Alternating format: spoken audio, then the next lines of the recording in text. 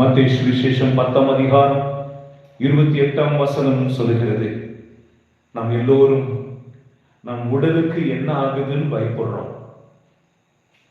இந்த உடல் கெட்டுடக்கூடாதுன்னு என்னென்னவோ செய்யறோம்.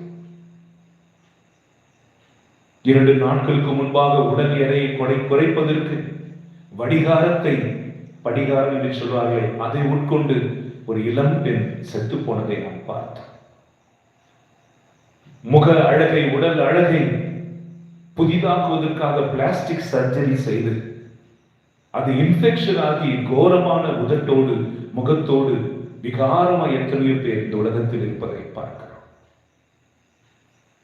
உடலுக்கு வர்ணம் பூசுகிறோம், விலை உயர்ந்த சோப்பை பயன்படுத்துகிறோம், வாசனை திறன்களை பயன்படுத்துகிறோம், தினமும் அதற்கு ஏசி எல்லாவற்றையும் கொடுக்கிறோம்.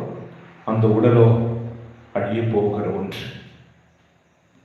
ஆனால் அழியாமல் இருக்க போகிற ஆத்துமா ஒன்று நரகத்தில் அல்லது பரலோகத்தில் அது நித்தியமாய் வாழுமே.